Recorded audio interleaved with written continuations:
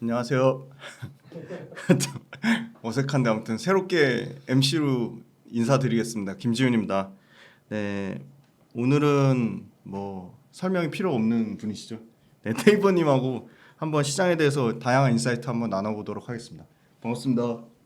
안녕하세요. 반갑습니다. 그 주식하는 방송인, 방송하는 주식인, 아침 저녁으로 방송하는 그리고는 원래 제가 이 촬영을 목요일 날 하기로 했는데 근데 오늘 코스피가 지금 현재 모니터 떠 있는 현재 지수가 코스피가 마이너스 5.7%, 코스닥이 마이너스 6%, 코스피 100이 마이너스 6.1%라서 긴급하게 아주 긴급하게 제가 웅다령 방송으로 뛰어왔습니다.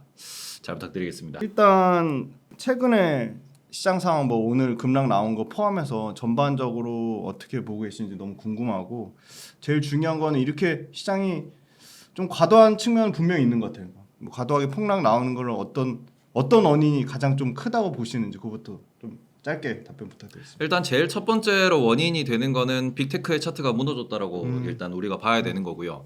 빅테크 차트가 무너지게 된 계기가 언제냐 그러면은 7월 11일이었습니다. 7월 11일 날 뭐 여러 이벤트가 동시에 발생을 했지만 가장 중요한 거는 엔화가 강세로 돌아섰다라는 점. 그래서 어찌 보면은 엔을 숏을 치던 그런 그 자본들이 동시에 나스닥 롱을 같이 잡고 있었거든요. 근데 그게 엔화 숏이라는 아주 디폴트 값이라고 생각했던 그 부분이 너무 급격하게 꺾였어요. 요렇게 가던 애가 이렇게 떨어졌거든요.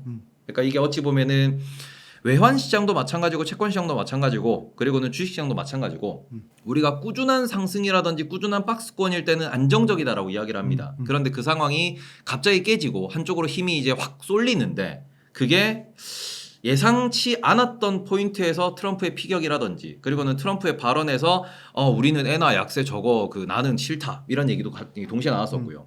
그러면서 이게 포지션이 한 명, 두 명 포지션을 줄이는 과정에서 갑자기 이제 포지션이 확 줄어들면 그러면은 이게 차트가 한 번에 뒤집어지는 그런 모습을 좀 자주 보이는데 그게 어찌 보면은 그동안 AI가 뭐 빅테크가 좀 PER 밸류 측면에서 많이 좀 고평가됐다라는 이야기가 나왔었고 그런 부분이 엔화와 함께 물려 있었던 알고리즘을 건들면서 완전히 수급이 뒤집어진 상황. 그리고는 거기에서 최근에 뭐 리세션 공포 이런 얘기 나오는데 그거는 다 핑계고요. 지금 어찌 보면은 최종적으로 마지막으로 때리고 있는 게 엔화 강세로 가면서 결국에는 지금 일본 시장을 때리고 있습니다. 일본 시장이 지금 지난주 금요일 기준으로 이제 다시 보시면은 하루 만에 뭐 5% 이상 폭락하는 모습을 보였고 지금도 4% 넘게 폭락을 하고 있는데 지수가 이렇게 부러지는 모습을 보이고 그리고는 그 상황에서 우리가 일본 차트, 일본의 니케이 차트를 보시더라도 꾸준히 올라가서 위에서 박스권 횡보를 그리고 있던 이 상황이 완전히 깨고 내려가는 모습을 보이고 있거든요. 그러니까 지금 우리가 그러지 않을 거야, 그런 일이 발생하지 않을 거야라고 약간 안일하게 생각했던 그러한 몇몇 개의 포인터들 그게 하나가 엔화였고요. 그리고는 빅테크들이 일제히 5일선, 11선, 21선을 일제히 깨고 내려가는 모습을 보였고 그런 상황에서 너도 팔아 나도 팔아 하면서 다 파는 모습이 보이니까 오히려 롱배팅에서 숏배팅으로 뒤집어진 그런 부분들이 지금 시장의 큰 쇼크로 이어지고 있다라고 보시면 될 것 같습니다. 그 경기 침체 관련된 부분에 대해서는 저도 적극 공감하고요. 근데 그 엔화 관련된 부분에 있어서 어떻게 보면 우리나라는 수출 주도 경제고 일본하고 굉장히 많은 부분에 수출로 겹치는 부분이 있고 그런 측면을 보면 일본 엔화로 인한 부분이 오히려 우리나라 수출주한테는 좀 긍정적인 영향으로 볼 수도 있는 거 아닌가. 일단 그 부분 같은 경우에는 수출주 중심에서 우리나라에서 일본에 가서 장사하는 기업 그리고는 해외에서 일본과 경쟁하는 기업 이런 쪽 같은 경우에는 아이디어가 있을 수 있다라고 생각을 하는데 일단 당장 엔화만 가지고 놓고 생각하시면 우리나라가 일본 가서 장사하는 게 무엇이 있겠느냐 별로 없어 보이는데 라고 생각하실 수 있겠으나 뷰티 업종 중에서도 일부 같은 경우에는 일본에서 지금 판매가 그렇죠. 잘 되고 있는 기업들이 있고요. 엔터 같은 경우에도 일본에서 여전히 벌어들이는 엔화가 많습니다. 그런 쪽 같은 경우는 실적이 좀 개선될 수 있다라고 기대해 볼 수 있는 부분이 있을 것이고 그리고 추가적으로 전 세계적으로 일본과 우리나라가 경쟁을 많은 부분에서 하지만 완성품 기준으로 경쟁하는 가장 큰 시장은 결국 자동차입니다. 이렇게 되면 우리나라 자동차 시장 같은 경우에는 뭐 토요타와 현대라고 볼 수 있는데 그러면 현대 경쟁력이 좀 더 올라가겠구나 정도로는 볼 수 있는 대목인데 그 부분에 있어서 조금은 걱정스러운 게 이제 자동차에 대해서 그러면 긍정적으로 볼 수 있겠느냐라고 하면은 오히려 자동차는 이제 소매 판매 둔화 영향을 좀 많이 받죠. 이게 그렇죠. 무슨 소리냐 그러면은 이번 분기 실적 발표도 마찬가지지만 지난 4월에 실적 발표했었던 미국 기업들의 IR들을 쭉 훑어보면은 우리가 지금 반도체 쪽은 전혀 문제가 없어요. 오히려 투자가 늘어나고 있고 실적이 잘 나오고 있습니다. 그런데 실적도 안 나오고 그리고는 IR도 부정적인 그리고는 가이던스도 부정적으로 제시하는 곳은 하나같이 공통적으로 펩시, 코카콜라, 맥도날드, 스타벅스 이런 쪽이에요. 네네.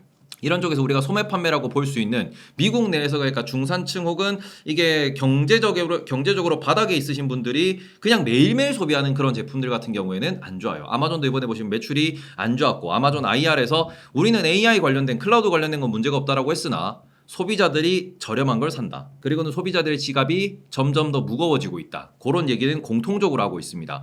그러다 보니까 우리가 일상적으로 쓰는 항상 지출하는 그런 생활 필수품에 대한 지출이 줄어들고 있기 때문에 이거는 리세션이 맞아요. 그리고 그거는 이미 3개월 전부터 6개월 전부터 IR에서부터도 냄새가 슬슬 났던 부분이기 때문에 자동차는 그렇게 보면은 내년도 자동차에 대한 구매 여력이 있을까도 좀 물음표긴 하거든요. 그래서 우리가 엔화를 딱 놓고 봤을 때 제가 약간 클리어하게 아이디어로 가져갈 수 있는 거는 그러면은 일본에서 또 엔화를 벌어들이는 기업들 같은 경우에는 이제 일본 경기는 이게 좋아진다 나빠진다 그게 아니니까 일본 경기는 그냥 뭐 계속 뭐 그 흘러가던 기조대로 흘러가고 있기 때문에 그런 부분에서는 특히 우리나라 엔터 쪽은 한번 볼만하겠다라고 생각을 하지만 엔화가 강세로 가서 우리나라 전반적으로 뭔가 좋아질까 혹은 수출에서 뭐가 늘어날까라고 했을 때는 반도체도 우리나라만 하는 거고요. 조선도 우리나라만 하는 거고요. 방산도 우리나라만 하는 거예요. 그러니까 전반적으로 놓고 보면 일본이랑 우리나라랑 지금 경쟁하고 있는 그런 구도를 짜고 있는 옛날과 같은 그런 산업 경쟁 구도가 있는 게 별로 없습니다. 대부분 협력 관계니까. 그래서 수출 중심으로 놓고 보셨을 때 저는 리세션이냐 생필품은 안 팔릴 거예요. 그러면은 한 가지 기대해 볼 수 있는 거는 라면은이라는 생각도 좀 하실 수 있는데 라면은 우리가 좀 저렴한 제품이다 보니까 좀 기대는 좀 개인적으로 하고 있어요. 예, 그런 건 있을 수 있고 그 다음에는 뭐 자동차는 좀 이게 논외다라고 볼 수 있고 반도체는 조금 다른 얘기다. 우리가 투자할 때 제일 중요한 건 결국 돈의 흐름을 쫓으셔야 됩니다. 그렇죠. 그렇죠? 그러면 돈은 누가 쓰는데요? 돈을 쓰는 사람, 돈을 쓰는 부류가 있습니다. 그거를 크게 구분하면 세 가지가 있고 그 세 가지 중에 하나인 개인들. 개인들의 지갑은 지금 얇아졌어요. 그렇죠. 개인들은 소비를 못하는 상황입니다. 그러니까 맥도날드 실적이 안 좋고 스타벅스 실적이 안 좋고 이마트 실적이 안 좋고 이런 것들이 연결되는 이유가 뭐냐 그러면은 개인들이 소비를 줄이기 때문에. 그러면은 개인들이 소비를 줄여들어서 리세션이다라고 표현하는 거는 맞는 소리입니다. 그럼 이걸 부양하기 위해서 누가 돈을 쓰냐? 정부가 돈을 써요. 그래서 보조금을 주고 세금을 깎아주고 그리고는 정책적으로 금리를 낮춰주고 여러 가지 이런 액션들을 취하죠. 그리고 정부 같은 경우에는 가장 문제가 미국 대선이 현재 박빙입니다. 그러니 이게 트럼프가 될지 아니면은 이게 또 해리스가 될지가 모르는 부분이니까 그러면 그 사이에서 트럼프가 되면은 돈을 어디로 쓸지 해리스가 되면 뭐 돈을 어디로 쓸지 정책이 어디로 갈지 모르는 부분 때문에 지금 이게 정부는 돈을 쓰긴 쓸 텐데 어떻게 쓸지는 물음표예요. 그리고 특히 바이든이 재선을 한다 그랬으면은 옐런 재무장관이 연임을 하는 거였지만 문제는 해리스가 되면은 옐런 재무장관이 교체가 되겠죠. 그러니까 지금은 민주당이 됐든 공화당이 됐든 재무장관은 변경된다라는 거고 그렇게 되면은 정부가 돈을 어떻게 쓸지를 진짜 모르게 되는 거예요. 그래서 이 부분은 지금 물음표입니다. 돈은 쓰긴 쓸 텐데 정부가 돈 쓰는 거는 내년 이슈예요. 그래서 지금 끌어다 쓰는 건 좀 어렵고 그러면 우리가 나머지 하나는 뭔데 그러면은 나머지 하나는 기업입니다. 기업들은 AI에 미친 듯한 투자를 하고 있는 중이죠. 그러다 보니까 우리가 AI 투자를 하고 있다라는 이 측면에서 AI 실적은 좋겠구나, 반도체 실적은 좋겠구나라고 계속 이야기를 할 수 있는 거고 이번 IR에서도 다들 투자를 더 늘리겠다라고 했어요. 그러다 보니까 실물 경기는 침체, 정부는 물음표, 기업들은 AI에 모든 투자를 다 하고 있구나 라는 그림을 그려놓으시고 딱 보시면은 근데 우리나라 반도체 수출은 좋은데 주가가 이렇게 빠질 건가? 빅테크 여전히 AI 한다 그러는데 주가가 이렇게 많이 빠지면 내가 무슨 액션을 취해야 하는 건가? 라는 걸 분명히 걱정을 하실 타이밍이라고 생각을 합니다. 근데 이거는 뭐 제가 뭐 껄껄하는 거나 뭐 했지 않은 건 아니지만 저는 7월 13일 14일 날 제가 아침 시황을 정리를 하는데 아침 시황에서 말씀드렸습니다. 저는 팔았다고. 저는 빅테크 비중 줄인다 라고 말씀을 드렸습니다. 그리고 제가 말씀드린 포인트는 딱 하나였어요. 빅테크가 동시에 11선을 깨고 내려가고 있습니다. 그러니까 차트도 분명히 우리가 어느 정도 뭐 밸류도 중요하고 뭐 여러 가지 공부돼야 되지만 결국에는 차트도 마지막에는 봐야 되거든요. 의사결정의 마지막 포인트는 차트입니다. 거기에서 동시에 주도주라고 하는 엔비디아, 마이크로소프트, 애플, 메타 이런 애들이 동시에 5일선, 11선, 21선을 동시에 깨고 내려가니까 요거는 차익 실현이다. 이번 실적 발표 시즌에 조금 부담감을 덜어내는 그런 좀 이슈가 있을 수 있겠구나. 비싸다는 얘기는 계속 나왔으니까. 이제 그 부분에서 매도가 조금 있는 거고, 지금은 뭐 전쟁도 얘기가 나오고 애플을 팔았니 뭐 엔비디아가 연기되니 이슈는 정말 많지만 투자하시는 분들은 아실 거예요. 지나면은 다 그냥 흘러간 이슈예요. 지나가면 노이즈입니다. 결국 그래서 얘네들이 뭐 엔비디아 그래서 우리가 B100이라고 하는 블랙에를 못 만드는 게 아니에요. 만들겠다라고 하는 거고, 애플 같은 경우에도 애플 인텔리전스가 내년에 나온다고 하니까 결국 승부처는 내년이기 때문에 그런 부분에서 지금은 약간 뭐 차익 실현에 의한, 그리고는 롱숏 포지션이 뒤집어짐에 의한 단기적인 기술적인 이런 트러블이 났다라고 보시면서, 그럼 내가 언제 진입해야 되는가, 요걸 좀 고민을 많이 해보셨으면 좋겠다 싶어가지고 제가 지금 제가 4월 달에도 엔비디아 10% 빠진 날 말씀드렸어요. 이 10% 빠진 이게 기회다. 근데 저는 아직도 그 기회가 끝나지 않았다라고 생각을 합니다. 다만 이게 이번 주에 끝날지 8월 달 내내 이어질지는 지켜보면서 좀 차분하게 기회를 잡는 타이밍으로 삼으셨으면 좋겠습니다. 제가 정확하게 테이버님에 대해서 다 알지는 못하는 굉장히 보수적으로 투자를 네. 하시는 걸로 알고 있거든요. 네. 근데 그럼에도 불구하고 AI 빅테크를 나름 공격적으로 투자를 하셨던 건가요? 아니면 공격적이라보다는 TSMC 같은 경우는 제가 작년부터 계속 좀 이렇게 그 TSMC는 결국 밸류체인 내에서 가장 중요한 기업이기 때문에 작년부터 계속해서 이제 뭐 TSMC와 SK 하이닉스에 대해서는 자주 말씀을 드렸고요.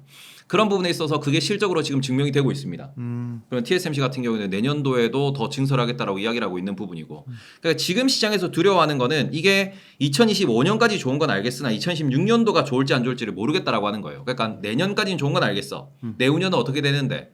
근데 이 와중에 지금 최근에 하이닉스가 더 밀리는 걸 보면은 삼성전자가 HBM3에 통과를 했대. 그러면은 삼성전자와 하이닉스가 이제는 마켓을 쉐어하면서 매출이 조금, 가이던스가 조금 안 좋아지는 거 아닌가, 이런 걱정이 있는 거예요. 근데 다만 지금 놓고 보시면은 제가 좀 더 공격적으로 말씀드릴 수 있는 거는 제가 그 실제로 들었던 내용인데, 국내에서 스타트업이 AI 관련돼 가지고 투자를 하면서 관련돼서 이제 엔비디아 칩을 샀는데 그거를 사업을 접는 과정에서 엔비디아 칩을 중고로 내놨어요. 근데 신품 가격보다 비싸게 팔렸습니다.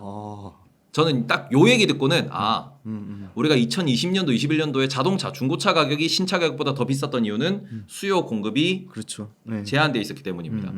AI 반도체는 여전히 수요 공급이 제한되어 있어요. 그럼 이 상황에서 만약에 그쵸, 저 같은 경우도 이렇게 공격적으로 얘기하다가 엔비디아가 전 분기 대비 영업이익률이 5% 이상 빠진다. 아니면 엔비디아 영업이익률이 50% 밑으로 떨어진다. 그러면은 AI 반도체 투자 끝났습니다. 그러면 이제 뭐 이거 이제 끝나고 우리 치워야 됩니다.라고 말씀을 드릴 수 있겠지만, 지금 여전히 엔비디아 이번에 저 실적 잘 나올 거라고 생각하고 영업이익률 유지될 거라고 생각합니다. 영업이익률이 안 꺾일 거라고 생각을 해요. 그 정도로 이제 제가 이렇게 강한 발언을 하는 이유는 주변에 AI 하시는 분들, 그다음에 게임에서 다니시는 분들, 그다음에는 뭐 우리나라 국내 IT뿐만 아니라 구글이나 아마존에 다니시는 분들 주변에 모든 인맥을 총동원해 가지고 다 물어봐도 AI를 지금 놓는 거는, 지금 파는 거는, 지금 AI에 대한 이런 그 시기가 끝났다라고 하는 거는, 그거는 AI를 모르는 사람들이 하는 말이다. 지금 엔비디아 매출을 보고 실제로 투자하는 투자 금액을 봐라. 이거는 안 끝났다. 앞으로 한참 남았다라고 하고, 감사하게도 또 주말 사이에 제 유튜브에 누가 또 댓글을 달아주셨는데 영화 산업에 종사하시는 분이 이제 영화 뭐 이쪽도 3D나 그래픽 작업을 많이 해야 되니까 AI 관련돼 가지고 투자가 엄청 되고 있다. 그리고는 이미 구조조정까지 끝난 상황이다. 이제 시작하는 단계다라고 이야기하시는 분들이 상당히 많습니다. 근데 산업 현장에 있는 분들이 주변의 사람을 줄이면서 AI를 도입하고 있다, 말 그대로 비용 효율화를 위해서 AI 투자를 하고 있다라고 하는, 그러니까 자동화 투자를 하는 거죠. 자동화 투자를 하고 있다라는 이 부분은 쉽게 볼 물결은 아니다.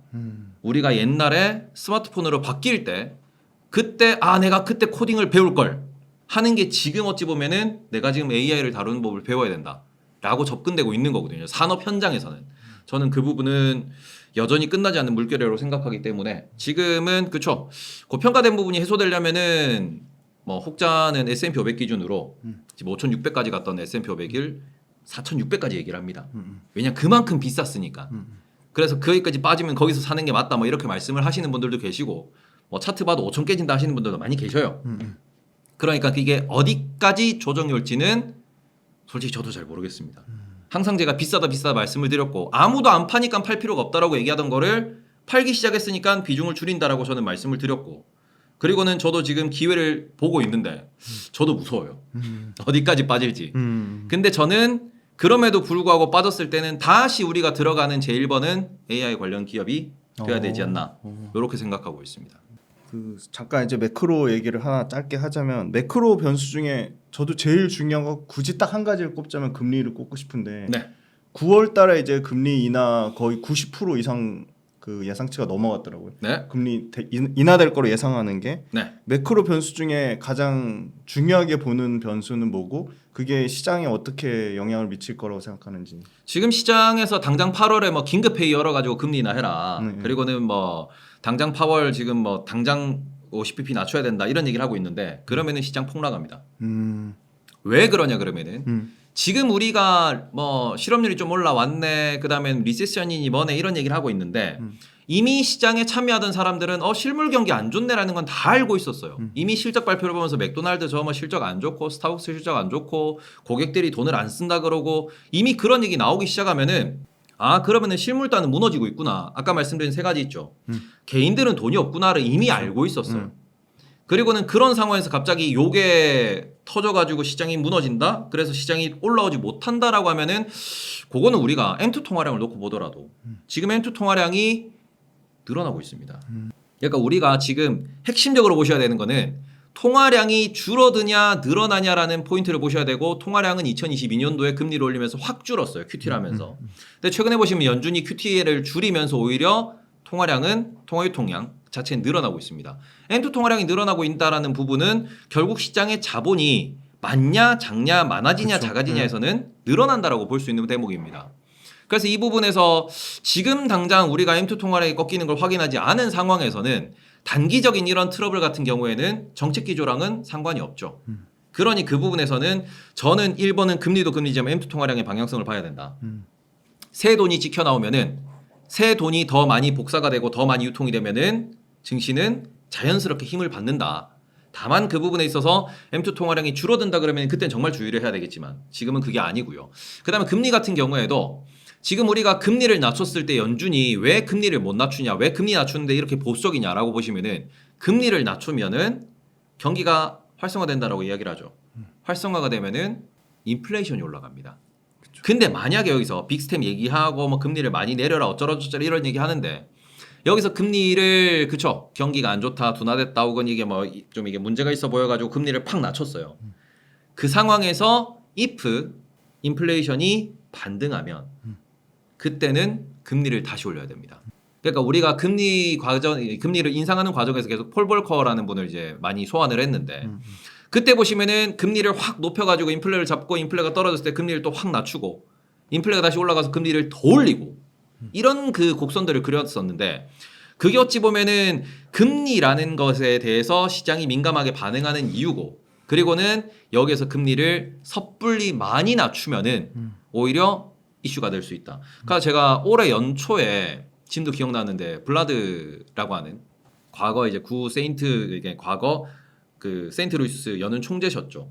그분이 지금 대학 교수님으로 이제 가셨는데 그분을 저는 어찌 보면은 시장을 제일 잘 보는 분이라고 생각을 하거든요. 그분이 올해 연초에 딱 이런 말 하셨습니다.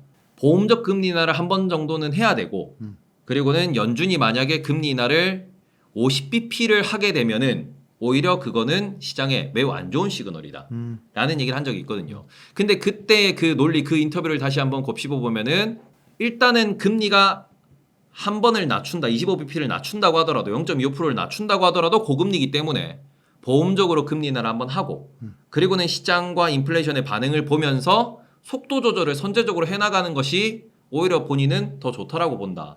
그런데 만약에 연준이 50bp를 인해야 되는 그런 상황에 몰린다라고 하면 그러면은 금리 인하 타이밍이 늦었다. 그렇기 때문에 금리 인하를 빠르게 해야 된다라는 그런 것이기 때문에 오히려 그거는 시장에는 안 좋은 시그널이 될 수 있다라는 얘기를 한 적이 있습니다.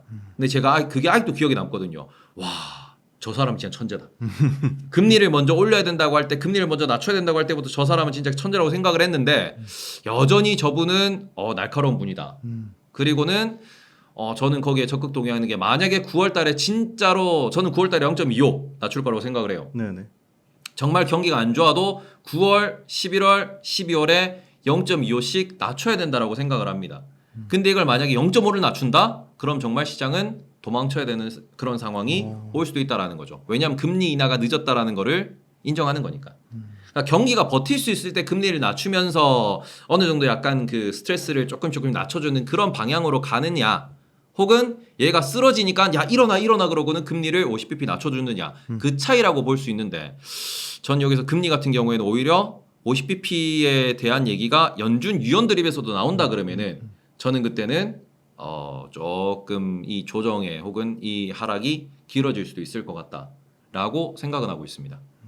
이 50bp 인한다는 게 그만큼 경기의 체력이 너무 약하다. 그걸 증명하는 말이라고 할 수 있겠네요. 그렇죠. 지금 어찌 보면은 우리가 실업률이 4.1에서 이제 4.3%가 됐다고 갑자기 깜짝 놀라 있는 상황인데 이 부분에서 우리가 고용 보고서를 보실 때 뭐 시장에서 얘기를 많이 합니다. 그냥 우리가 특히 실업률 같은 경우에는 전화 설문조사를 하거든요. 이게 왜냐하면 다음 달 돼서 당장 또 바뀔 수가 있어요. 다음 달에 다시 4.2로 떨어질 수가 있습니다. 그러니까 이게 왜 그러냐 그러면 전화해가지고 당신 일하고 싶어요? 예. 근데 일자리가 없어요? 예. 그럼 실업자예요.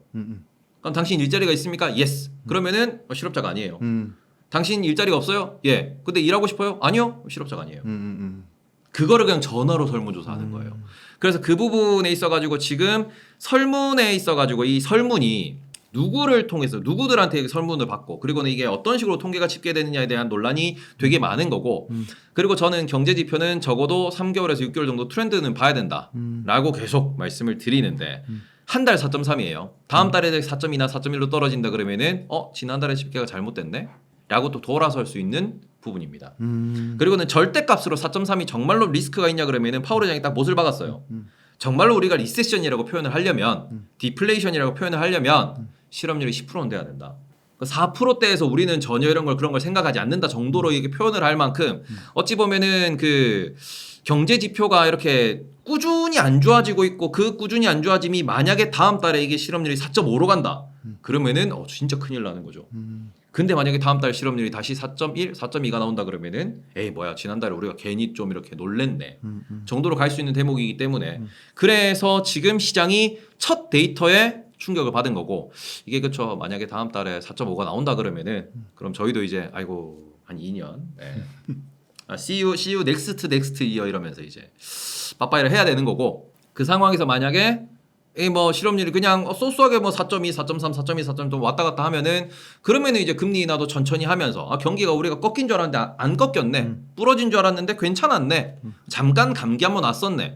정도라면서 그 다음 스텝으로 우리는 또 준비를 할 수 있겠죠. 그러니 지금 같은 경우에는 뭐 이런 말씀을 드렸을 때 나는 현금이 없다라고 하시는 분도 계실 수 있어요. 그렇죠. 네. 현금이 없다라고 하시면은 지금은 원화 채굴을 많이 하셔야 됩니다. 그렇죠. 만약에 반등한다라고 하면은 그때 내가 들어가야 되니까. 그리고 내가 다 물렸는데 진짜 이거 어쩔 수가 없다. 근데 이게 한 2년 빠진다 그러면은 그럼 또 다음 사이클 준비해야죠. 그러니까 삼성전자 9만 원대에 물리신 분들도 삼성전자 5만 원대 대응을 잘 하셨으면은 지금 충분히 수익을 냈고 지금 충분히 시간은 뭐 오랫동안 걸렸다고 하지만 그래도 내가 원했던 뭔가를 이루어내시고 그러고 다시 물려있겠죠. 그 문제는 그건데. 그러면서 어찌 보면 또 다음에 또 이렇게 뭐 어디가 단기로 바닥을 찍든 장기로 바닥을 찍든 그 바닥이 어딘지에 대해서 지금은 체크를 잘 하셔야 되고 현금 비중 조절에 대해서도 계속해서 좀 고민을 해보셨으면 좋겠다. 그러니까 제가 여기 특히 채널 나와가지고는 채권을 진짜 많이 말씀드렸거든요. 금리 인하 한다 그러면은 그 채권을 반드시 우리는 포트폴리오에 들고 가셔야 된다. 그리고 채권을 뭐 20%, 30%, 50% 이렇게 좀 가져가셔야 된다. 라고 계속 말씀을 드렸고 저도 실제로 그렇게 투자를 하고 있기 때문에 저는 제가 지금 하려는 거는 저는 채권을 익절하고 그 현금으로 언제 물타지를 고민하고 있어요. 그러니까 저는 경기 침체 아니다. 그리고 AI 반도체는 좋다라고 생각을 하기 때문에 저 같은 경우에는 그래서 채권을 어느 시점에 오늘이냐 이번 주냐 아니면 8월 말이냐 이런 걸 계속 고민을 하면서 그래서 내가 채권을 언제 현금화를 하고 그리고는 그 부분을 다시 언제 투자해서 그리고는 지금 내가 어떤 종목을 좀 더 디테일하게 공부해가지고 얘를 다시 내가 수익으로 가져갈 거냐 요걸 고민을 하고 있거든요. 근데 현금이 없는 분들 같은 경우에는 지금 보유하고 있는 기업들, 제가 항상 말씀드리는데 보유하고 있는 기업들을 순서를 정하세요. 먼저 자를 기업. 그리고는 올라갈 수 있는 기업 구분하셔야 돼요. 다 마이너스라고 하더라도 얘는 내가 지금 건들면 안 되는 애. 예를 들어서 뭐 건설 같은 애들, 이런 애들은 국내 건설 같은 경우에는 지금 건들면 안 되겠죠. 금리나 끝나고 부동산 PF가 끝나고 들어가야 되니까 순서를 정하셔야 돼요. 그리고는 내가 여기에서 나는 뭐 이렇게 말씀드리면 죄송하긴 하지만 만약에 뭐 자동차도 있고 반도체도 있고 2차 전지도 있어요. 그럼 2차 전지는 조금 밑으로 빼셔야겠죠. 왜냐하면 아직까지는 바닥을 확인을 못했으니까. 그럼 자동차도 얘는 반도체보다 밑이야. 이런 식으로. 그러니까 만약에 밸류업 같은 경우에는 밸류업은 조금 우선순위로 두고 이런 순서를 마음속의 순서를 정하셔야 돼요. 그걸 정하시고 난 뒤에 그래서 내가 반도체냐 바이오냐 밸류업이냐 자동차냐 그 순서를 정해놓고 거기서 내가 현금을 최대한 어떻게 만들고 모으고 아끼셔가지고 지금 돈 쓰시면 안 돼요.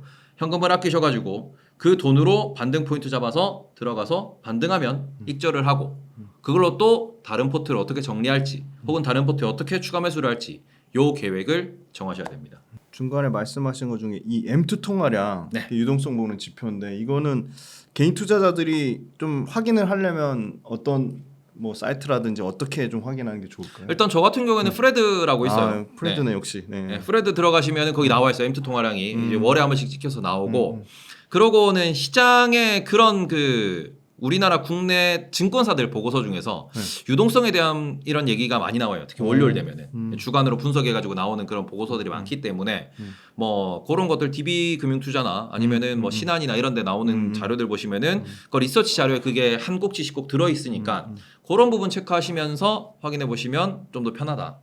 이렇게 말씀드릴게요. 그리고 그 AI 빅테크 관련돼서 엔비디아는 많이 말씀 주셨는데 엔비디아 말고 나머지 뭐 구글도 있고 메타도 있고 아마존도 있고 그죠? 그 나머지 기업들은 어떻게 파악하고 계시고 그리고 개인적으로 엔비디아를 제외한 나머지 중에 좀 가장 매력적으로 보는 기업이 있는지 궁금하고 빅테크가 뭐 다 뭐 개별 종목마다 다 리스크가 있을 텐데 그냥 뭉뚱그려서 빅테크가 가진 가장 큰 리스크 주가 많이 올랐다 측면 빼고 어떤 리스크가 있다고 좀 보는지. 일단 빅테크 리스크를 먼저 말씀을 드릴게요. 네. 빅테크의 가장 큰 리스크는 빅테크의 권력이 너무 세졌다라는 겁니다. 그 리스크인가요? 네. 오. 왜냐하면은 빅테크의 권력이 가장 세지면은 가장 불편한 건 결국 정부고요. 그렇죠. 그러니까 정부가 유럽도 그렇고 미국도 그렇고 한국도 그렇고 지금 다들 테크 때리기에 앞장서는 이유가 이게 만약에 예를 들어 보겠습니다. 구글이 전 세계 유튜브를 서비스해요.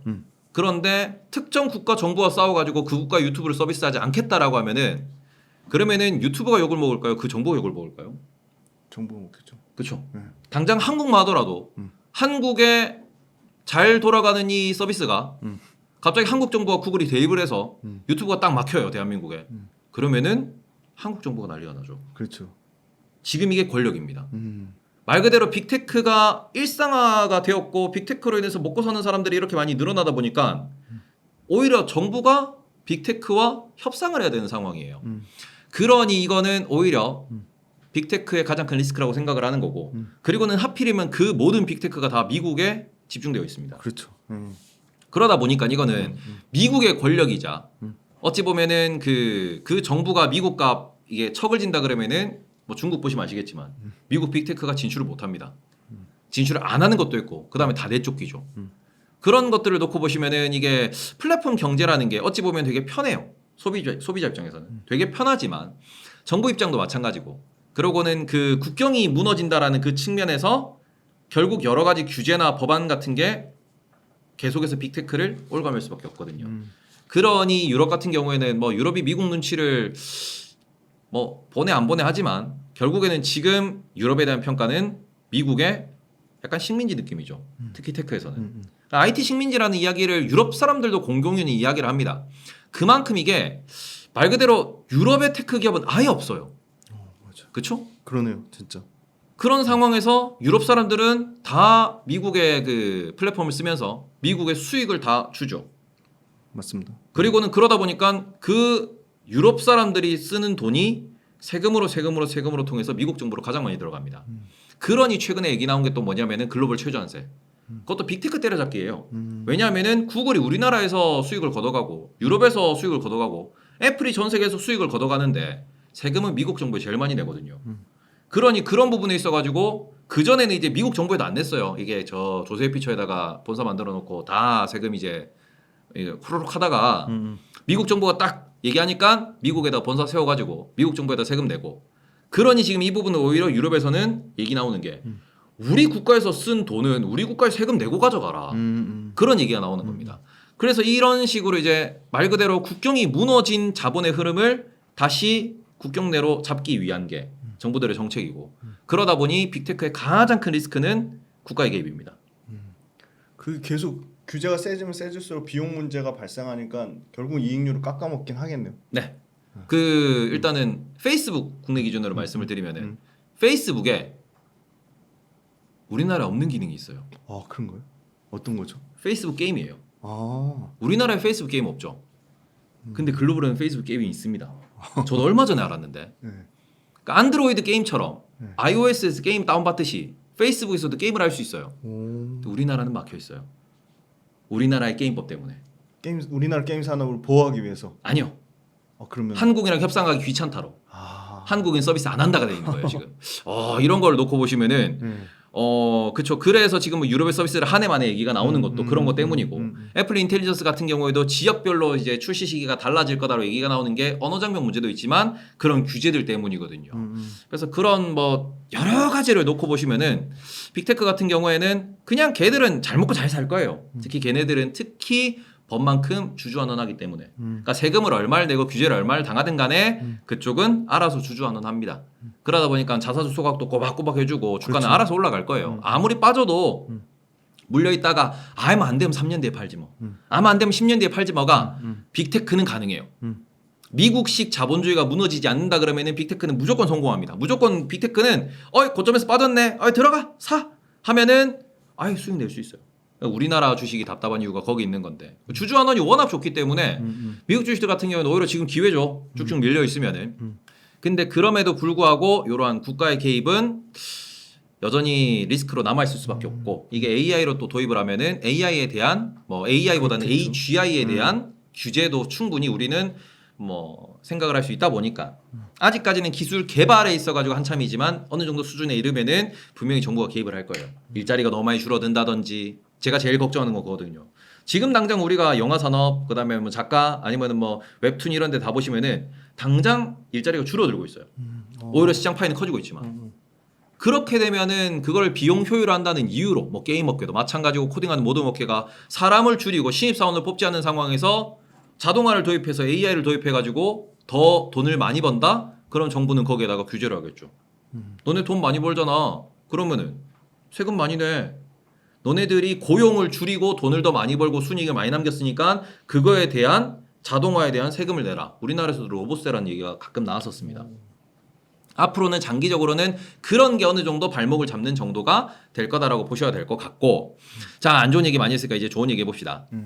엔비디아 외에 좋은 게 뭐가 있냐라고 하셨습니다. 저는 약간 그 제조업을 좀 많이 좋아하기 때문에 제가 TSMC 이런 거 좋아하는 이유도 엔비디아의 제품을 유일하게 만들어줄 수 있는 기업은 결국 TSMC입니다. 그렇죠. 그리고 TSMC의 가장 고퀄리티의 HBM이라고 하는 그 메모리를 납품하는 애는 하이닉스예요. 저는 그래서 이제 엔비디아, TSMC, 하이닉스에 대해서 자주 말씀을 드렸고 저는 엔비디아는 빼고 나머지를 투자를 했는데 왜 엔비디아를 안 샀을까요? 제가 진짜 억울한 게 저 2023년도 1월 제 유튜브 채널에 제가 나스닥 탑픽 이래가지고 딱 그 세 종목 뽑아놨어요. 그게 제가 엔비디아, TSMC, AMD 말씀드렸거든요. 엔비디아를 넘버원으로 꽂았어요. 그러고는 제가 TSMC랑 AMD를 샀어요. 왜 그렇죠? 몰라요.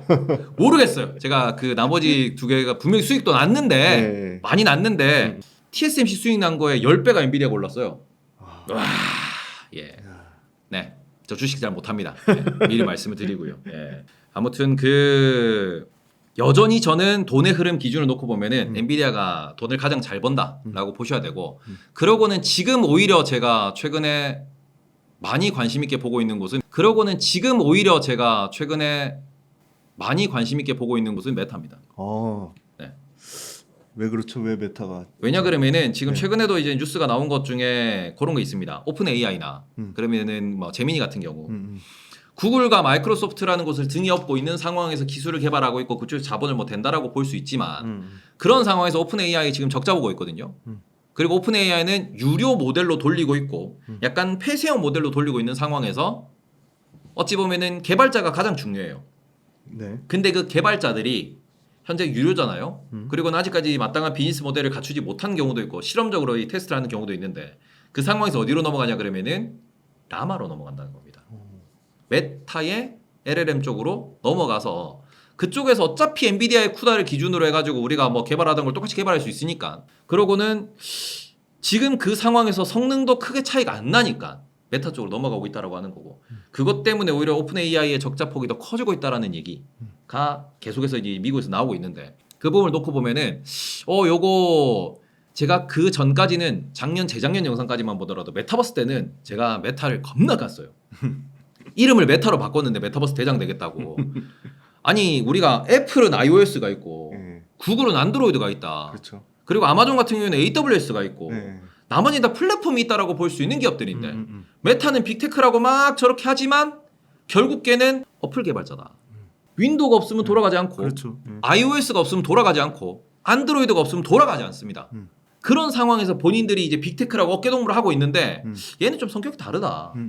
나머지들은 뭐 어떻게든 간에 구독을 하고 돈을 계속 벌 수 있겠으나 특히 그때 딱 나왔던 얘기가 뭐냐 그러면은 인스타에서 물건을 파는 수수료를 애플이 수수료 내놔라 그랬어요. 인앱 결제. 오. 그때 그것 때문에 메타가 폭락 나오고 막 난리도 아니었거든요.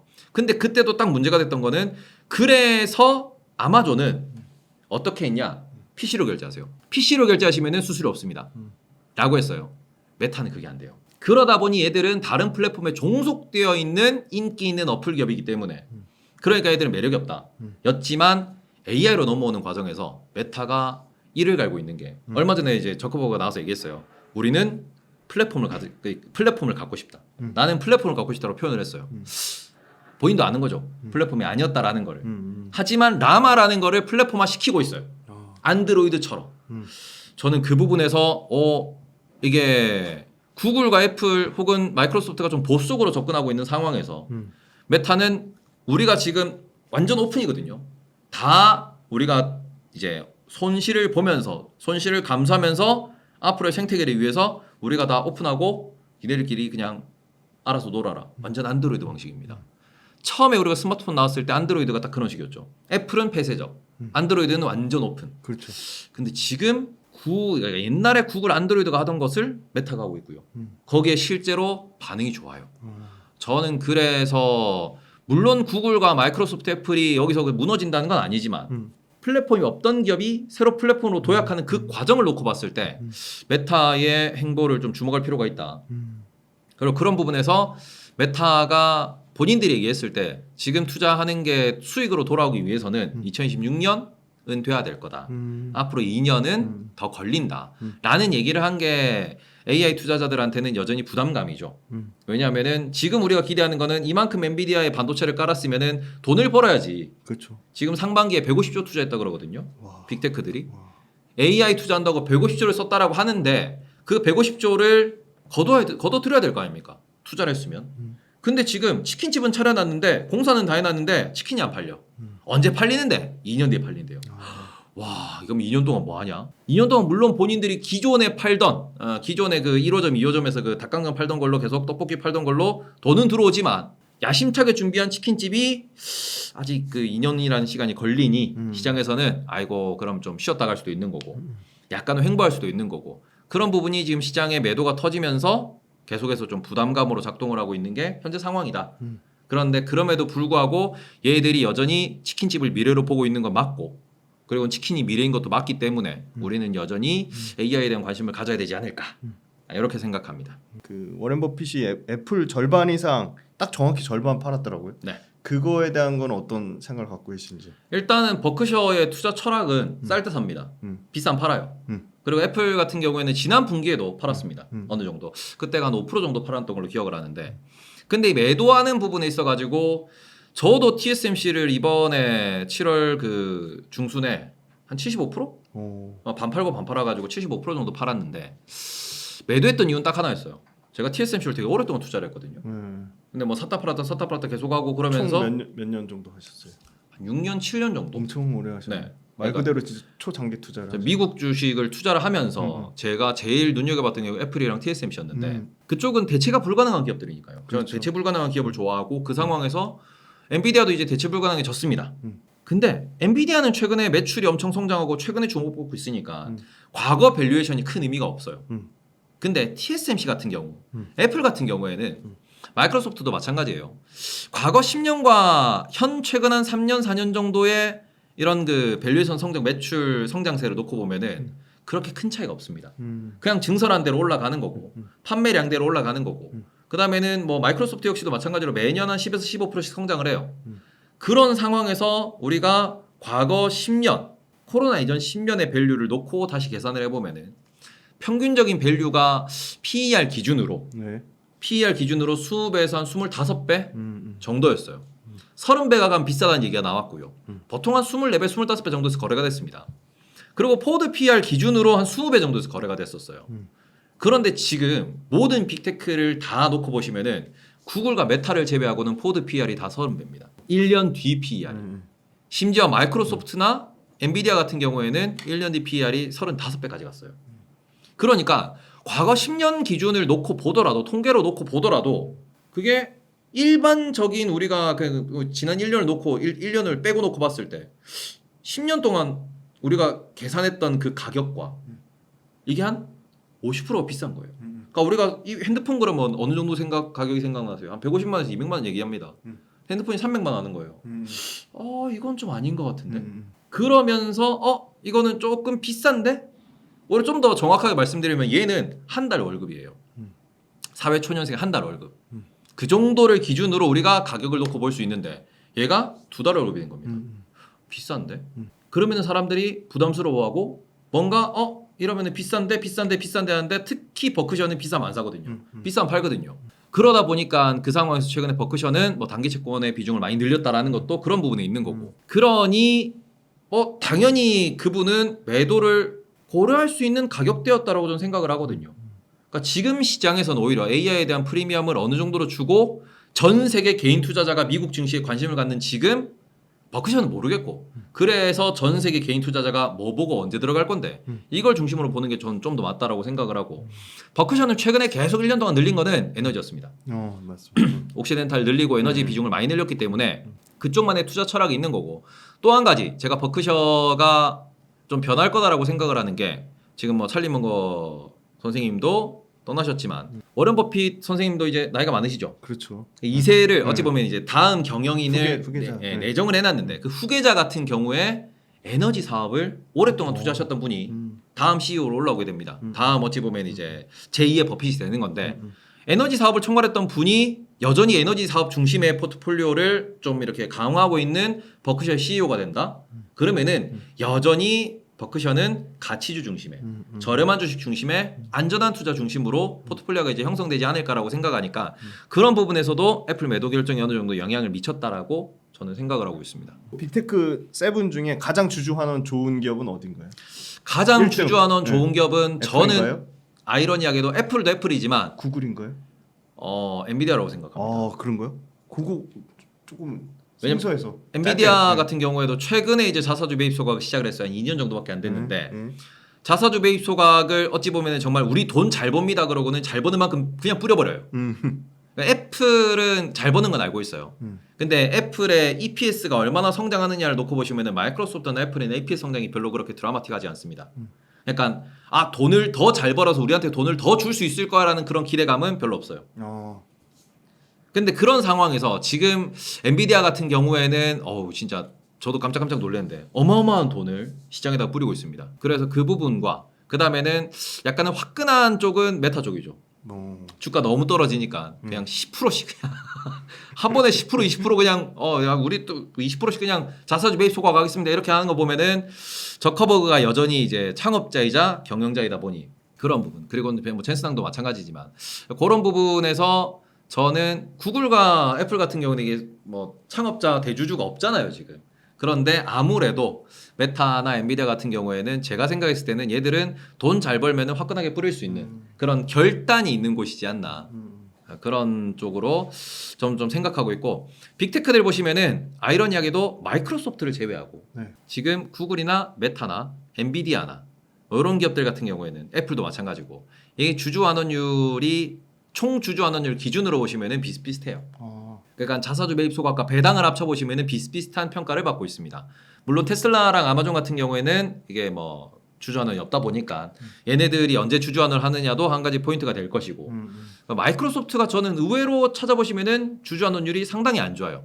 그래서 대부분 좋습니다. 마소가 안 좋아요.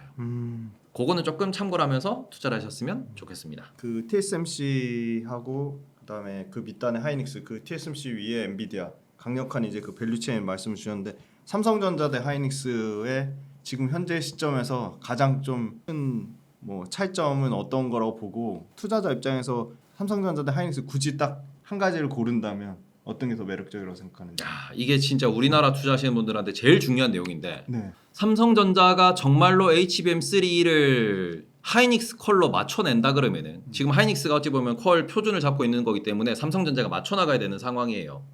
그럼 삼성전자가 하이닉스 퀄을 맞춰내고 그런 상황에서 하이닉스만큼의 수율을 끌어낸다 그러면은 삼성전자의 투자 비중을 훨씬 높게 실어야 되는 게 맞습니다. 그런데 저 같은 경우에는 그거 어려울 거라고 생각을 하고 있어요. 왜 그렇죠? 왜냐 그러면은 네.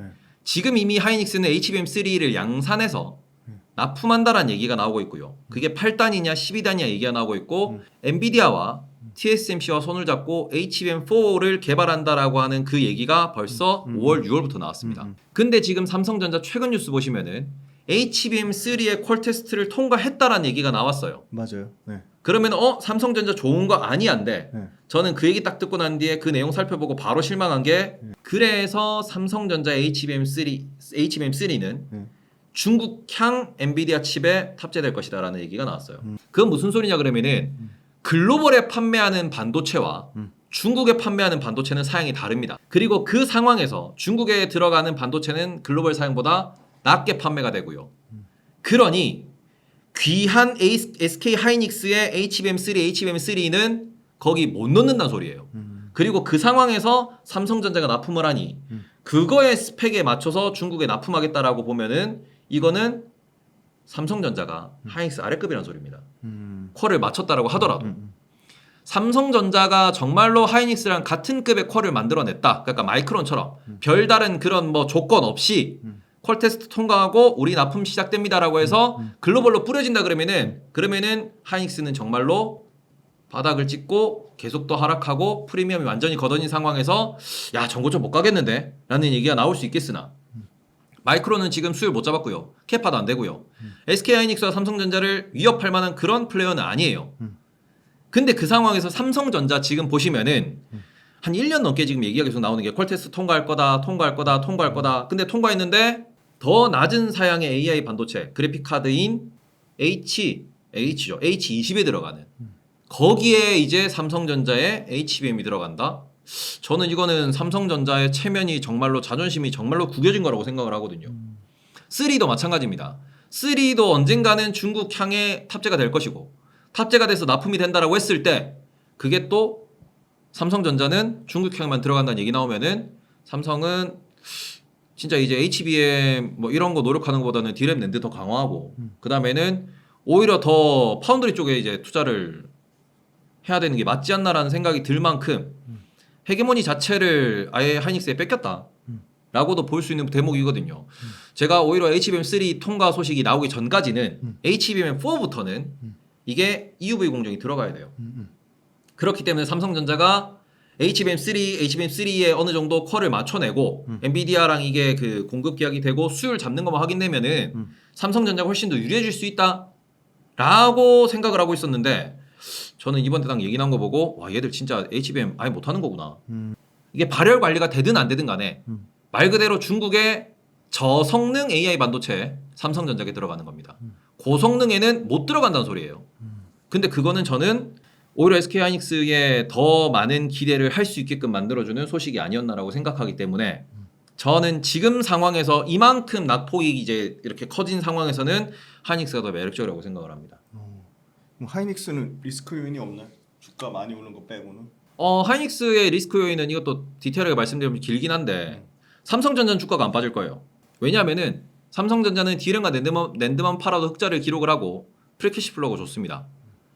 그리고는 이거는 이제 약간 뭐 오래 투자하신 분들은 맞지 하실 수 있는데 삼성전자와 하이닉스의 주주환원 정책을 잘 보셔야 돼요. 그럼 주주환원 정책 기준으로 놓고 보실 때 하이닉스는 애석하게도 올해가 특별배당해입니다. 올해가 보너스예요. 왜 애석하냐? 하이닉스가 작년 재작년에 프리캐시 플로우가 마이너스였거든요. 올해 아무리 잘 벌어도 올해 보너스 없어요. 그러니까 직장인 기준으로 말씀드리면은 지금 돈을 정말 잘 벌고 실적이 정말 잘 나오는데 너 작년에 못했잖아 그래가지고 이 부서는 보너스를 못 받아요. 그럼 다음 보너스는 2025, 6, 7년입니다. 2027년이에요. 그러니까 5, 6, 7년 돈을 잘 벌어야 2027년도에 보너스가 나오는 거예요. 근데 우리 지금 반도체 업계를 보시면은 26년도 좋아 안 좋아 이러고 있잖아요. 그렇죠. 27년도는 꺾일 거라 그러고 있어요. 27년도까지 끌고 가기 너무 길죠.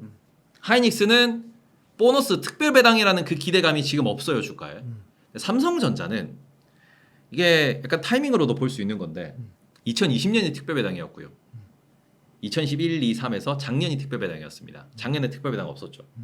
근데 올해부터 반도체가 돌아서면서 흑자 전환하면서 프리캐시 플로우가 엄청 좋아지면서 내년까지 좋대. 삼성전자는 2024, 5, 6년도에 특별 배당이 있어요. 근데 2026년도까지는 그래도 실적 좋을 거다 얘기가 계속 나오고 있어요. 삼성전자는 2026년도까지 보유하면 지금 주가에서 특별 배당을 기대할 수 있으니 대충 뭐 계산기를 어떻게 두드리냐에 따라 다를 수는 있겠으나 배당만 놓고 따져도 은행 이자 수익보다 훨씬 높습니다. 맞습니다. 그러니까 삼성전자는 반도체가 만약에 더 좋아진다 그러면 2026년도에 연말에 있을 보너스가 기대되다 보니까 삼성전자는 굳이 지금 가격대에서 비중을 많이 줄여야 돼가 나올 수 있겠으나 하이닉스는 그 부분이 좀 애매해요. 2007년이다 보니까. 그럼 주가 차익만 노리고 들어가는 거거든요. 하이닉스는. 그러니까 하이닉스는 변동성이 더 커질 수밖에 없는 포인트. 그 다음에 삼성전자 같은 경우에는 크게 움직임이 없을 것이다. 락바텀이 만들어질 것이다. 그러니까 약간 채권이랑 저는 비슷하게 삼성전자는 봐도 된다고 생각을 하고 하이닉스는 엔비디아처럼 완전 파도 타기겠죠. 좋대. 그래도 이제 많이 올랐네 팔아야지. 또 살만하네. 뭐 이런 식으로 이제 파도가 좀 커질 거기 때문에 그런 식으로 좀 대응하면서 투자를 하셔야 되지 않나.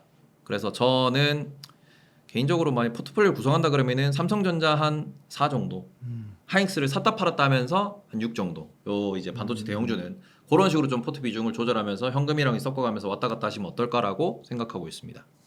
저도 지금 딱 얘기 듣는 순간에 조금 차트를 보실 줄 알고 차트 공부를 열심히 하셨으면 하이닉스는 트레이딩 관점으로 그쵸. 참 나쁘지 않겠다 생각이 듭니다. 네. 그리고 삼성전자 하이닉스 밑단에 엄청나게 많은 소부장 밸류체인 있잖아요. 소부장 밸류체인, 삼성전자 밸류체인 중에 좀 가장 매력적이라고 보는 기업이랑 그 이유, 그다음에 하이닉스 밸류체인 중에 가장 매력적으로 보는 기업이랑 이유.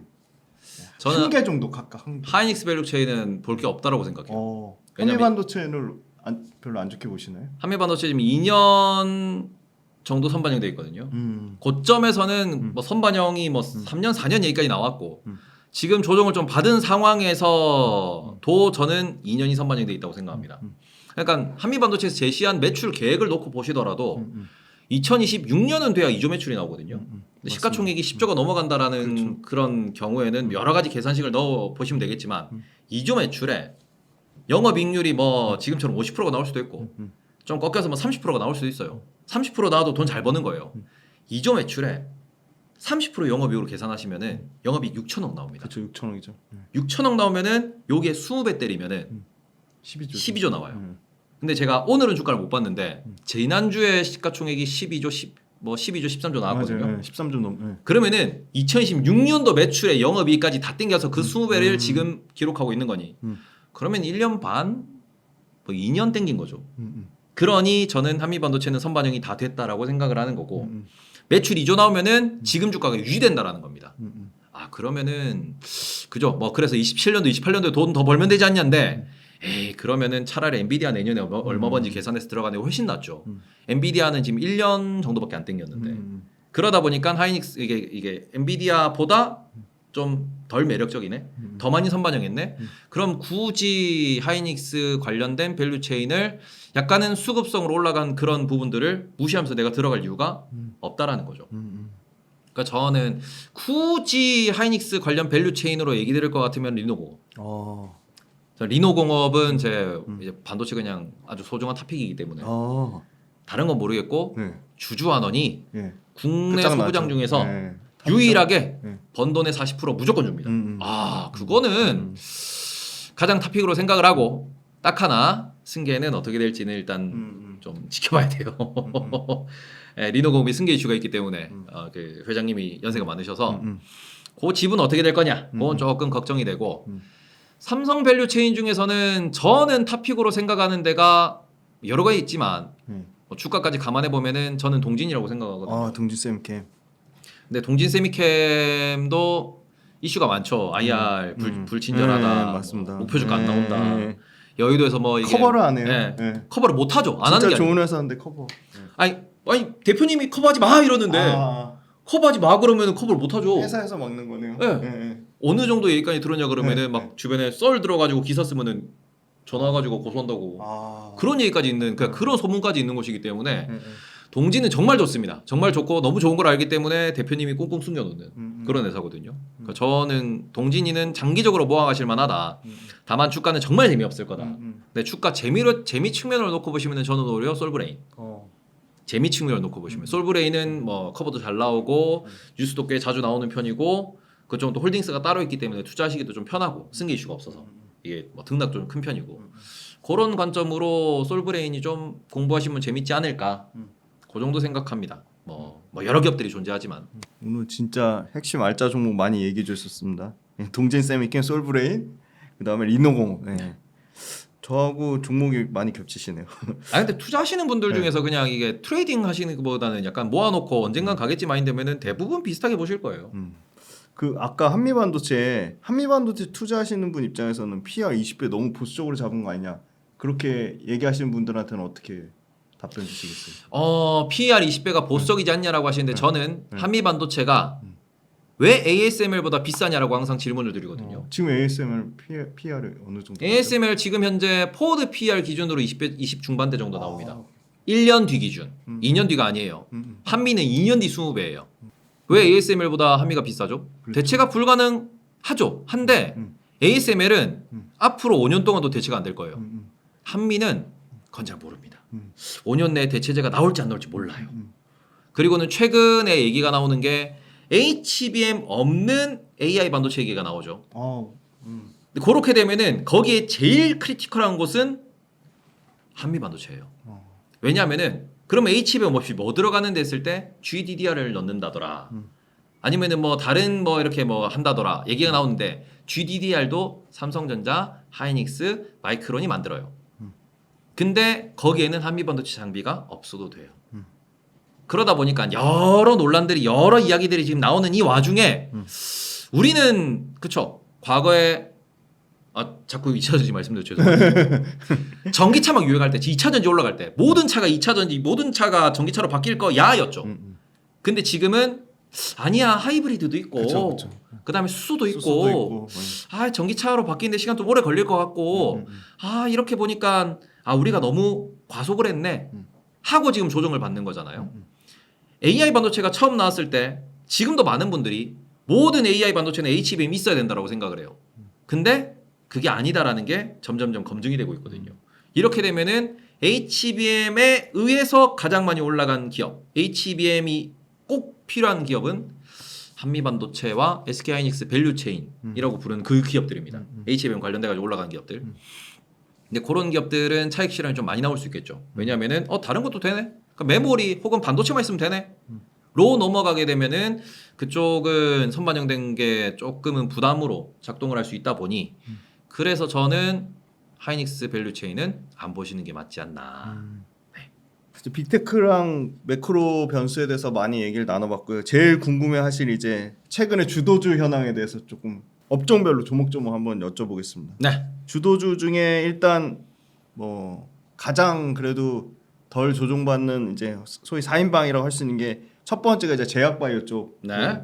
그 ADC 이중항체 플랫폼 네. 포함해서 뭐 유한양 이런 회사들이 굉장히 주가 견조한데 그러니까 제약바이오 투자하시는 분들은 성장에 대한 기대감 숫자보다는 그러니까 소위 말하는 스토리잖아요. 근데 제약바이오 너무 어렵잖아요. 그러니까 뭐 테이버님도 제약바이오 투자하시는지는 모르겠지만 제약바이오는 지금의 상황을 어떻게 보고 있고 제약바이오 투자하시는 분들이 꼭 이것만은 알았으면 좋겠다는 거나 테이버님이 국내 제약회사 중에 제일 좋게 보는 기업. 네, 그렇게 답변. 저는 국내에서는 셀트리온이랑 삼바만 말씀을 드리고요.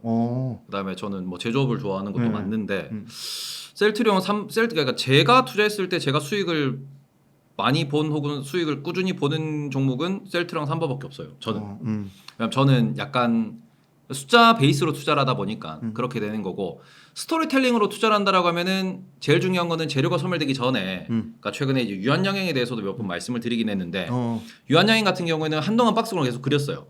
그러고는 그런 상황에서 확실히 손절라인 잡으셔야 됩니다. 얘들의 뭐 PER을 보고 들어가고 숫자 보고 들어가고 시총 보고 들어가면은 무조건 이게 바닥이 안 보여요. 그러니까 어느 이평선을 깨면 무조건 손절한다라는 마인드로 접근하시고 난 뒤에 이평선을 타고 올라가면은 그때부터 즐기시는 거예요. 신고가 쓰면 뭐 불타게 하는 분들도 계시고 이런데 바이오는 절대적으로 보유자 영역입니다. 그러니까 이게 최근에 우리나라에서 뭐 몇몇 기업들이 좀 성공적인 모습을 보이면서 바이오에 대한 희망이 다시 살아나고 있는데 그거는 그 기업들이 이끌면서 다른 애들이 따라오기 때문이지. 국내에서 가장 어찌 보면은 장기 투자 성과가 안 좋은 쪽이 바이오고요. 그리고는 국내에서 가장 많이 상폐되는 곳이 바이오고요. 국내에서 팩트를 말씀드리는 거예요. 네네, 맞습니다. 국내에서 가장 많은 주가 조작과 국내에서 가장 많은 대주주 변경이 일어나는 곳이 바이오고요. 네. 그리고는 뭐 화려한 그 뭐 이게 서정진 대표님 같은 화려하게 이렇게 그 우리나라의 한획을 그으신 분도 계시지만 또 반대로 그 삼국시대와 같은 화려한 그 한 줄을 그으신 분들도 많이 계시기 때문에 저는 그 부분에서 이게 바이오는 손절 잘하는 사람들만 들어가야 된다. 그렇게 생각을 하고 앞으로 미래가 바이오는 건 맞습니다. 앞으로 미래가 바이오인 건. 저는 오히려 그래서 111이라든지 실제로는 노보노 투자를 좀 많이 하고 있고요. 네. 화이자 투자하고 있고요. 미국 기업들 투자 많이 합니다. 왜냐하면 모든 원천 기술과 그렇죠. 모든 표준은 대부분 글로벌 제약사가 들고 있어요. 그리고 거기에 따라가는 기업이 셀트리온이고요. 그리고는 그걸 만들 수 있는 그 캐파와 자본을 들고 있는 기업이 삼성바이오로직스입니다. 저는 그래서 국내에서는 다른 산업도 마찬가지예요. 원천 기술은 국내에 없어요. 원천 기술을 갖고 있는 기업은 거의 없고 요새 원천 기술 개발한다 그러는데 그래도 이게 원천 기술로 막 엄청난 돈을 버는 기업은 잘 없습니다. 그래서 그나마 다행인 건 우리나라 최근에 좀 뜬 기업들이 플랫폼 얘기를 하고 맞아요. 그렇죠. 그러니까 기존에 있던 원 약물을 이렇게 좀 바꿔가지고 이렇게 하면 어떨까? 한국식 제조, 한국식 창의력을 발휘하는 그런 기업들이 최근에 뜬 이유는 우리나라가 잘하는 게 그런 것 때문이에요. 우리나라가 그런 걸 잘하거든요. 그리고 우리나라 생산 잘해요. 그러니까 삼바나 셀트 같은 애들이 캐파를 늘리고 시장에서 계속 살아남는 이유가 거기 있다고 생각을 하는 건데 저는 그 부분에서는 결국 사람들이 저는 맨날 말합니다.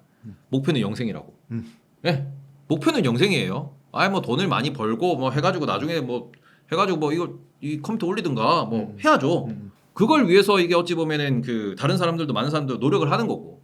그러니 건강 관리 좋죠. 그러고 난 뒤에 거기 필요한 바이오 약물들 좋죠. 그래서 결국 인류의 문명이 발전하면 발전할수록 가장 어찌 보면은 발전하게 되는 기술은 바이오일 수밖에 없다. 그래서 그 부분에서는 우리나라가 원천 기술에 대해서 잘 그 접근하기가 좀 용이하지 않은 환경이기 때문에 전후를 제조업 보셨으면 좋겠다. 그렇게 말씀을 항상 드립니다. 삼바. 셀트리온보단 삼바 둘 중에는 삼바. 제가 처음으로 주식으로 큰 수익을 거둔 게 삼바였기 때문에. 그런 거요? 삼바 IPO 딱 되고 예. 그때 이제 17만 원. 아직도 기억해요. 17만 원에. 18년인가요? 네. 맞죠? 아니죠. 16년, 17년 그때쯤 그죠 17점일 거니까요. 예. 딱 IPO 되고 17만 원에 후룩 들어가서 예. 49만 9천 원에 팔고 나왔거든요. 제가 처음으로 장기 투자가 이게 돈이 되는구나를 배웠던 게 삼바기 때문에 저는 계속 삼바. 예. 삼바. 삼성 바이오로직스 좀 눈여겨 봐야 될 것 같습니다. 지금은 비싸요. 그다음에 이제 전력기기 어떻게 보시고 전력기기 탑픽. 전력기기 탑픽은 저는 제일 가볍다라고 볼 수 있는 재룡전기가 좋지 않을까라고 생각을 하는데 저는 전력기기를 6월 초에 팔았어요. 일단은 대장주의 밸류가 비싸다. 비쌌죠. HD 현대일렉트릭도 그렇고 그다음에는 GE 버너버라고 하는 그 기업도 GEV도 미국에서 이제 GE에서 분사를 했는데 그쪽도 이제 약간 AI 관련주로 엮이면서 지금 포드 PER 기준 30배까지 올라가서 거래가 되고 있는데 차트가 깨지지 않는다라는 거는 호재는 맞습니다. 근데 업사이드가 많이 제한적이에요. 그래서 오히려 이게 고점 대비 20-30% 조정이 나오면은 접근해 볼 수 있는 섹터로 생각을 하는 거고 지금 이번에 또 조정이 나오면은 변압기는 또 우리가 고민을 해봐야겠죠. 왜냐하면은 결국 뭐 앞서서도 제가 뭐 영생도 말씀을 드렸는데 문명이 발전한다라는 건 결국 에너지 사용량이 늘어난다라고 하는 겁니다. 미국의 교체 수요도 얘기를 하지만 AI 관련돼 가지고 이게 더 많이 기술이 발전하고 이게 전력 사용량이 늘어난다 그러면은 결국 가장 중요한 거는 전력 인프라가 많이 깔려야 될 거예요. 그렇죠. 그 점에서는 LS 그룹도 마찬가지고 LS 일렉트릭도 마찬가지고 미국 수출하는 그런 뭐 기업들도 마찬가지고 소형이든 중형이든 대형이든 다 중요합니다. 그런 변압기에 관련돼 가지고는 수출 숫자가 늘어날 거기 때문에 특히 경쟁하는 국가가 중국인데 미국에서 과연 중국 제품을 많이 살까요? 그렇죠. 그런 걸 놓고 보면은 요게 전 세계적인 폭발적인 수요 그거를 소화할 수 있는 제한적인 국가 그 중에서도 이게 약간은 서로 약간 그 정치적 관계 때문에 이게 가격적인 그러한 것들이 많이 부각될 수 있는 곳이다 보니 저는 변압기 수출은 계속 데이터를 팔로우 하시면서 이번에도 투자를 한 번 더 고민해 보실 만한 타이밍이지 않나 그렇게 생각합니다. 만만치 않게 센 섹터 이제 방산이잖아요. 네. 방산은 어떻게 보시고 방산주 탑픽. 아 방산은 네. 제가 아쉽게도 네. 지난주에 팔았어요. 이번 주에 방산 말고 지금 다 빠지는데 아쉽게도 제가 지난주에 팔았습니다. 예. 방산하고 2차 전지도 지금 오늘은 좀 세네요. 이게 반도체가 빠질 때 이게 올라가는데 확실히 2차 전지가 네. 잘 버티고 있습니다. 네. 이게 방산 같은 경우에는 저는 약간 지금은 위험하다라고 생각을 하고 있어요. 방산에 오. 최근에 가장 이제 좀 수급 좋고 가장 잘 올랐던 세게 올랐던 기업들이 로템이랑 LG 넥슨인데 네. 두 기업 모두 그 패시브 수급 이벤트가 있거든요. 음. 약간 이게 MSCI 편입이라고 하는 아주 우리나라에서 큰 이벤트 중에 하나인 큰 수급 중에 하나인 그쪽에 좀 걸려가지고 최근에 이제 현대로템이나 LG 넥스원이나 그리고는 다른 기업들도 많아요. LS도 마찬가지고 LS 일렉트릭도 마찬가지고 그런 기업들이 수급이 안 빠지고 계속 트레이딩 대상이 됐던 이유 중에 하나는 저는 MSCI에 대한 그런 편입 때 던지면 된다라는 기대감이 분명히 존재했고 그래서 목표 시총을 대부분 4.5조, 5조 정도로 일단은 잡고 투자하는 분들이 많다라고 생각했습니다. 저도 LG 넥슨을 그런 식으로 투자를 했고 시가총액 5조 도착해가지고 이제 저는 비중을 좀 확 줄였는데 왜 그런 그 좀 시그널이 나오냐 그러면은 그러니까 왜 얘들이 좀 부담스럽다고 말씀드리냐 그러면은 방산이라는 게 앞으로 좋을 건 압니다. 좋을 건 아는데 다른 산업처럼 방위 산업 자체가 막 이렇게 약간 납품 기한이 짧고 그다음에 좀 자유로운 무역이 되는 그런 게 아니에요. 그렇죠. 그러니까 결정 자체가 국가가 하는 결정이다 보니까 언제 이게 틀어질지 모르는 불확실성이 많은 섹터고 그래서 그런 부분을 다 종합적으로 놓고 생각을 해보면은 지금 실적과 내년 실적이 기대되는 거 맞습니다. 내후년 실적이 좋은 것도 맞아요. 근데 오히려 그런 섹터로 놓고 보면은 저는 방산보다는 조선이 더 투자하기 편하다. 왜냐면 조선 같은 경우에는 이게 앞으로 이게 뭐 친환경으로 넘어가든 아니면은 뭐 여러 가지를 놓고 보든 결국에는 우리가 탈석탄을 하면서 그 과정에서 천연가스가 많이 사용되는 게 당연하고 그러면서 이게 또 전 세계적인 물동량이 계속 늘어나는 이 와중에 친환경으로 넘어가니까 기존에 있던 배도 교체를 해야 되고 다 이 사이클이 물려 있다 보니까 조선 같은 경우에는 이게 불확실성이 좀 적어요. 실적이 당연히 내년 내후년까지는 보장되어 있고 그 이후에도 좋게 나올 거다라는 그런 방향성이 제시가 됩니다. 근데 방산은 그렇진 않아요. 왜냐하면은 전쟁이 끝나고 갑자기 어느 순간 만에 하나 예를 들어 가지고 이렇게 막 전쟁이 좀 빠르게 끝나면서 뭐 유럽 쪽에서 발주됐던 물량을 반으로 줄인다든지 경기 위기, 경제 상황이 안 좋아지면서 뭐 그럴 수도 있는 거거든요. 만약에 그렇게 된다 그러면 이거는 갑자기 너무 불확실성이 막 튀어나오는 거다 보니까 저는 그 부분에서는 이게 항상 좀 공기업 투자하는 거 싫어하고 국가랑 사업하는 거 별로 투자하는 거 싫어하거든요. 최근에는 워낙 수출이 실적이 잘 나오고 하다 보니까 방산을 좀 보는 게 어떨까라고 말씀 좀 드렸었는데 이제는 밸류가 꽤 많이 선반이 되다 보니까 오히려 지금 불확실성을 좀 걱정해야 되는 그런 가격대이지 않나 생각해서 방산 쪽은 조금은 이제는 좀 차익 실현을 보시는 게 맞지 않나라고 생각하고 있습니다. 그리고 이제 또 마지막으로 화장품주는 어떻게 보시고? 화장품요. 원탑, 화장품주 원탑. 화장품주는 원탑이 따로 없어요. 어. 왜냐면 화장품주는 지금 실리콘투 최근에 차트 움직이고 보시면 아시겠지만 완전 거기는 트레이딩 영역이거든요. 트레이딩 게임이어가지고 화장품도 저는 오히려 우리나라 환율이 원화 강세로 간다 그러면은 화장품주가 대부분 지금 미국 쪽으로 또 유럽 쪽으로 연결돼 있다 보니까 그것도 좀 에러고 그러니까 화장품주는 오히려 일본 쪽을 봐야 되는데 일본에서 매출이 잘 나는 기업들 같은 경우에는 또 브랜드에 대한 물음표가 있긴 있어요. 그렇죠. 그래서 저는 화장품은 저도 올해 화장품도 좀 잘 이렇게 좀 제조업체 투자했다가 상반기에 많이 먹고 좀 지금도 물려 있는데 제조업 같은 경우에는 나쁘다고 생각 안 하는데 코스메카 코리아 같은 데는 앞으로도 계속 성장할 거라고 생각을 합니다. 특히 저는 AI 시대가 되면 화장품이 더 좋아질 거라고 생각해요. 우리가 카메라 딱 봤을 때 AI가 보정해준 나의 얼굴 그리고는 보정 없이 샤워할 때 본 나의 얼굴 이거는 화장해야 되거든요. 이건 화장해야 돼. 그래서 그 관점에서는 화장품 계속 좋아질 거라고 생각을 하고 코스메카 코리아나 코스맥스 뭐 이런 애들 같은 경우에는 우리나라 브랜드뿐만 아니라 많은 국가의 브랜드를 생산해 주다 보니까 이쪽 시장 커질 거라고 생각을 합니다.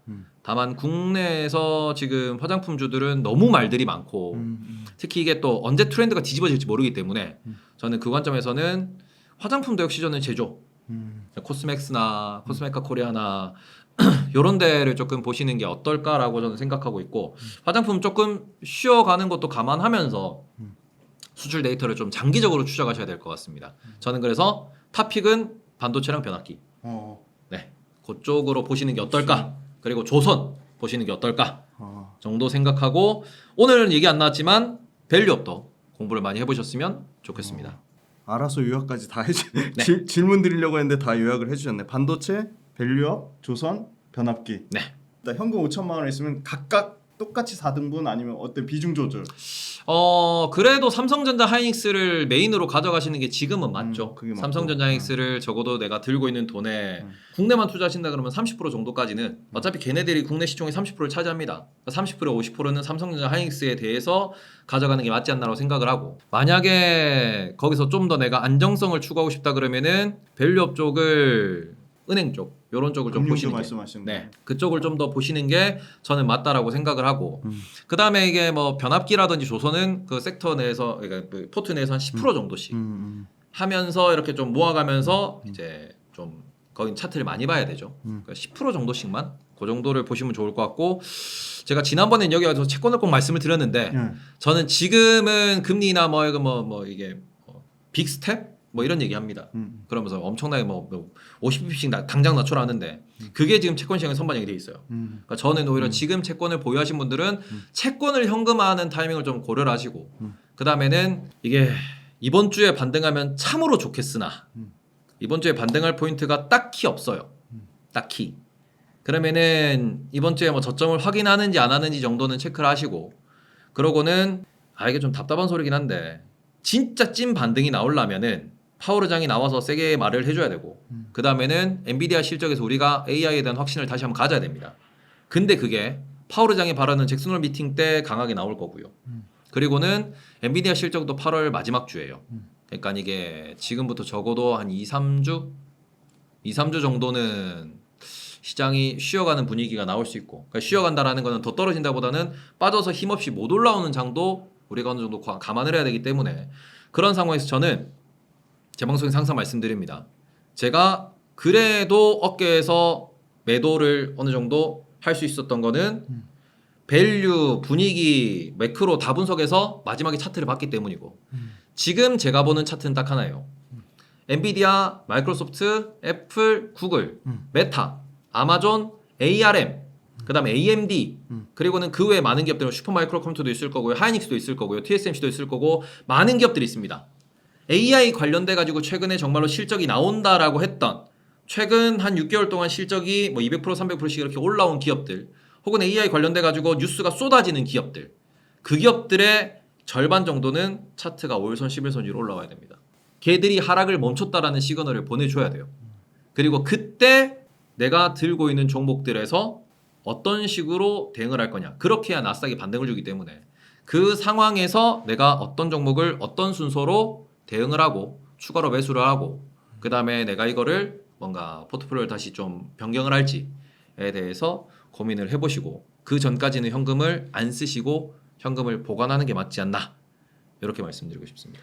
정말 장시간 동안 엄청난 인사이트를 나눠 주셨습니다. 네. 역시나 만나 뵈니까 네. 확실히 다른 것 같습니다. 저 지금 대본이 없어요. 아 제가 그 얘기 하려고 했는데 맞아요. 대본 없이 다 머릿속에 있는 걸로 다 얘기하니까 이 테이버님이 얼마나 시장에 진심이고 얼마나 엄청나게 공부를 많이 했고 또 많은 실전 경험을 쌓았는지 저도 많이 배우는 시간이었고 많이 알게 됐습니다. 또 사실은 이 주가 결정하는 여러 가지 요인들에 대해서 또 한번 디테일하게 사실은 산업적인 측면 많이 얘기했는데 뭐 펀더멘탈도 있고 매크로도 있고 차트도 있고 여러 가지 있는데 수급도 있고 그런 측면도 나중에 또 한번 또 자세히 여쭤보도록 하겠습니다. 네, 혹시 마지막으로 한마디 해주신다면. 네.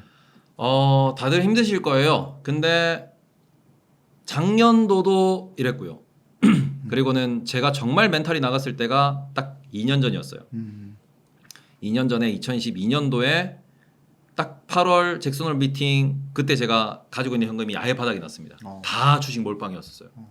그러고는 한 달 반 동안 아무것도 못했죠. 근데 또 살아나더라고요.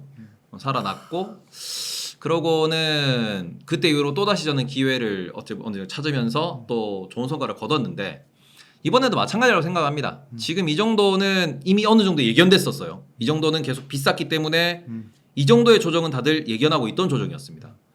여기서 아니고 여기서 만약에 정말 우리가 원펀치 투펀치 더 맞으면은 그때는 진짜 멘탈 깨져가지고 우셔도 돼요. 지금은 우시면 안 됩니다.